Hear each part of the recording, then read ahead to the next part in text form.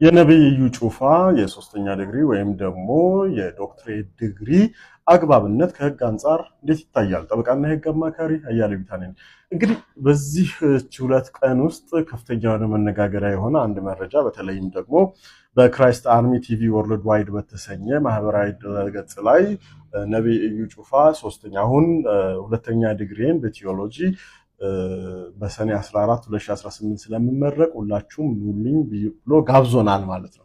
ከዛ ጋር በተያያዘ ደግሞ በሶስተኛ ደረጃ ሶስተኛ ዲግሪያቸው ወይም ደግሞ የፒኤችዲ ዲግሪያቸውን እየተማሩና ወደ ማጠናቀቅ ላይ መሆናቸውን ተመለከትን። እንግዲህ ከዚህ ጋር በተያያዘ ጉዳዩ ለወሬ የሚበቃ ባይሆንም ነገር ግን እንዲህ አይነት ጉዳዮች ላይ ከፍተኛ ጥንቃቄ መደረግ ስላለበትና የተሳሳተ መረጃም ከሆነ ሊታረቅ የሚገባ ስለሆነ ይህንን ልሰራ ተገድጃለሁ ማለት ነው። በተለይ በትምህርት አዋጁ አዋጅ ቁጥር 1152/2011 ላይ በተለይ በአንቀጽ 40 ንዑስ አንቀጽ 4 ሐመር ውሃ ላይ ምን ብሎ ያስቀምጣል? ለሶስተኛ ዲግሪ የሚደረግ ቅበላ ሁለተኛ ዲግሪ የተመረቀና ተቋሙ ያስቀመጠውን መስፈርት ማሟላት አለባቸው ይላል ማለት ነው። ከዚያ መመሪያውና ደንቦችን ደግሞ ስንመለከት በጣም በጥብቅ ሁኔታ ከሚመለከቱባቸው ጉዳዮች የማስተርስ ዲግሪ መያዝ ብቻውን ምን አይደለም በቂ አይደለም። ምን ያስፈልገዋል? ከከፍተኛ ትምህርት አግባብነትና ጥራት ኤጀንሲ ይህ የማስተርስ ዲግሪ መረጋገጥ መቻል አለበት ወይም ኦተንቲሳይዝ መደረግ መቻል አለበት ማለት ነው። ስለዚህ አሁን ነብዩ ወይ 2 እና 3 ማስተርስ አለው ወይ ደግሞ አለ የተባለው ነገር አግባብነት በሌለው ሁኔታ ወደ ሶስተኛ ዲግሪ እንዳይሄድ ጥንቃቄ መደረግ መቻል አለበት ማለት ነው። ነገር ግን እስቲ መልእክቱ የተላለፉት መልእክቱ ላይ በፌስቡክ ገጹ ወይ በዚህ በማህበራዊ ሚዲያ ገጹ ላይ የተላለፉ መልእክቶች ላይ ያሉ ክፍተቶችን እንመልከት። የመጀመሪያው ትምህርቱን ከየትኛው ዩኒቨርሲቲ ወይም ኮሌጅ እንደወሰዱ ምን አያደርግም አያመላክትም። አንድ ግልጽነት ስለሚጎድለው ማለት። ሁለተኛ ጽሁፉ ላይ ምክትል ፕሮፌሰር ተብሎ ነው የተገለጸው። ምክትል ፕሮፌሰር የሚባል ማዕረግ አለ? እኔ አላውቅም። እንግዲህ የምታውቁ ከሆነ እናንተ በታች ኮሜንት ሊንክ ላይ አስቀምጡልኝ። ይህ ምክትል ፕሮፌሰር የተባለው ሰው ማን ነው? በምን ደረጃ ነው ፕሮፌሰርነቱን ያገኘው? ምንድነው ዕውቀቱ የሚለውን ነገር ምን ማድረግ አለብን ማለት ነው ማወቅ መቻል አለብን ማለት ነው። ሌላው የዶክትሬት ዲግሪ ወይም ሶስተኛ ዲግሪ ለማስተርስ ያልተገለጸው ተቋም ዕውቅና አለው ወይስ የለውም የሚለው ነገር መታየት አለበት። ይሄ ተቋም በተለይም ደግሞ ሶስተኛ ዲግሪውንም ሆነ ማስተርሱን እያስተማረው ያለው ተቋም ይህንን የዶክትሬት ዲግሪ ለማስተማር የሚያስችል ዕውቅና ፈቃድ ተሰጥቶታል ወይስ አልተሰጠውም የሚለው ነገር በጣም በጥንቃቄ መታየት መቻል አለበት። ምክንያቱም የተሳሳተ መረጃ ብዙ ሰዎችን ይዞ ገደል ይገባል ማለት ነው። ማስተርስ ዲግሪ ደግሞ በከፍተኛ ጥራትና ምናምን ባለስልጣን ያልተረጋገጠ እንደሆነ ተበልታል ማለት ነው። መረጃዎቻችንን እየተከታተልን እናያለን። እንግዲህ ስተትም ካለ ይህንን ስተቱን እንዲያርም አሊያም ደግሞ ለዚህ ቪዲዮ እናንብብ ወደ መጽሐፍ እናንብብ ምናምን አይኔ ያላየው ጆሮ ያልሰማው በሰው ልብ ከቶ ያልታሰበ እግዚአብሔር ደግሞ ለሚወዱት ያዘጋጀላቸው በሰማይ ቤት አላቸው። ማንን አዘጋጀ?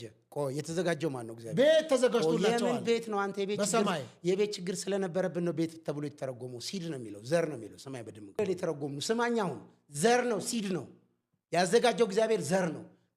ከእባቡ ዘር ያልሆነ ከሴቲቷ ከመንፈስ ቅዱስ የመጣ ዘር ነው ያዘጋጀው እግዚአብሔር። ያ ዘርም ደግሞ አይን ያላየው ጆሮ ያልሰማው የተፈጠረው ከመንፈስ የተወለደው ያዘር ነው ራሱ ክርስቶስ ነው። ከክርስቶስ ውጪ ከተመኘ ከእግዚአብሔር በላይ ሆናለሁ ያለው ሰይጣን ነው። አሁን የሃይማኖት መሪዎቹ እሱ ነው የሚያስተምሩት። ከእግዚአብሔር በላይ ምንድን ይፈልገው? ምን ልትሆን ነው? በስጋ ተገለጠልህ። በስጋ ተገልጦ በሰው ጆሮ ተሰምቶ ማይታወቅ ከስጋና ከደም ያልሆነ ከመንፈስ መጣኩ። ለእግዚአብሔር ዓለምን ወዶ አንድያ ልጁን ሰጠኮ ነው የሚለው። ወዶ ብለ እግዚአብሔር ለሚወዳቸው ምንድነው ያደረገው? ራሱን ነው የሰጠው። ራሱን ነው ማንነቱን ያመጣው። ባይደንቲም በቋንቋም ከሄድክ ማለት ነው። በዚህ ስለመጣብኝ ነው ማወራ። ስለዚህ ያዘጋጀው እግዚአብሔር ያንን ነው። ከሱ ውጪ ሌላ መፈለግ ምን አይነት ጉድ እኮ እንደሆነ ምን ይሁን ከዛ በላይ ህይወትን ከመስጠት ሌላ ምንድነው አለኩ? ከመውደድ ከዚህ ነፍስን ከመስጠት በላይ ምንድነው የፈለጋችሁት እኮ የተባለው? አሁን እኮ አስተምሮቱ ሰማይ ላይ ምን ወርቅ ዘንባባ ምናምን ሰማይ ላይ ወይን ሰማይ ላይ ዘንባባ አንድም ነው።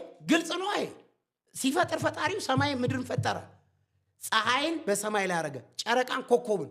ከዚህ ውጪ በ6 ቀን ፍጥረት ውስጥ የለም ውሸት የለም። በቃ ምንም የለም። አንደኛ ልንገር ምንም ነገር የለም። ከሰማይም የመጣ እዝጌርም የለም፣ ወደ ሰማይ ሄደም እዝጌር የለም።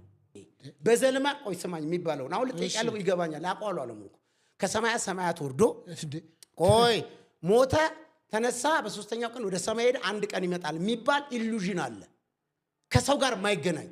ይሄ ሰው በብልሃቱ የፈጠረው አምላክ ነው። እውነተኛው ምንድን ነው? እውነተኛው ሲፈጥርም በመልኩ የፈጠረው ከሰው ጋር ነው። እግዚአብሔር በሰው ነው የሚኖረው። ሰማይ ኖሮ አያውቅም። ኖሮ በጭራሽ አያውቅም። የሚያውቀውም በመልኩ የፈጠረው ሰማይና ምድርን አይደለም ሰውን ነው። የኖረውም በሰው ነው። በሰው ነበረ። ሰው ከእግዚአብሔር ተለየ ተብሎ ቀጥሎ ደግሞ አሁንም የመጣውም ተጸንሶ የተወለደውም ከሰው ከማህፀን ነው። ከሴት ነው የተወለደው። ከሰማይ የሮጠ መጥቶ ሞቶ ተነስቶ ሄዶ አንድ ቢጠበቅ ኢሉዥን አለ። ይሄን ካላረጉ ደግሞ ሰባኪዎች ሰውን መያዝ አይችሉም።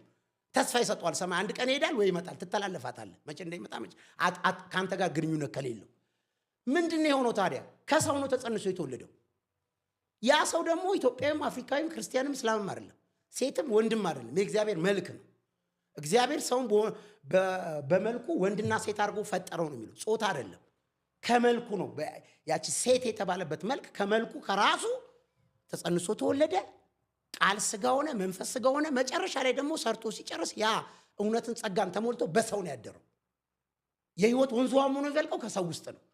ኢሉዥን በስብከት የተነገረን የሆኑ ሰዎች ራእይ ያዩት የሆኑ ሰዎች የሆነ ነገር ያዩት ነገር ተጽፎ ተካቶ ሰማይ የሚል ቋንቋ ሰምተናል። ግን ከሰማይና ከምድር የሚበልጠው ሰው ነው። የእግዚአብሔር ሰማይ ሰው ነው። የእግዚአብሔር ዙፋን ሰው ነው።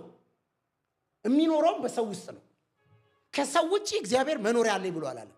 ምን እዚህ ሰዓት አመስግን እንጂ ብዙዎች ሆስፒታል ተኝተዋል፣ ብዙዎች ከእንቅልፋቸው አልነቁም፣ አንተ ግን በህይወት አለ አመስግን ይባላል። የሌሎች መጥፋት የሌሎች ከአልጋ ለመነሳት የአንተ የማመስገኛ ምክንያት እንዴት ሊሆን ይችላል? ይሄ እንግዲህ ምንድነው መሰለ ጉዳዩ በፊደል ከተመሰረተ የትኛውም አመሰግናለሁ ረግማለሁም ዘሴም ነው። ከሁኔታ ተነስተ ከሆነ ምስጋና ማለት ሶርስ መኖር ነው፣ መተንፈስ ነው። ማየት፣ መስማት፣ መተኛት፣ መነሳት ምስጋና የሆን ከሆነ ሆነ መገኘት ነው እንጂ በአፍህ ቴንኪዩ አመሰግናለሁ የሆነ ሰው ሊፍት ሲሰጠ ቴንኪዩ ብለህ እዝጌርን ደግሞ ቴንኪዩ ሊፍት እንደሰጠ ሰውዬ የምትል ከሆነ ይሄ ሌላ ጉዳይ ነው።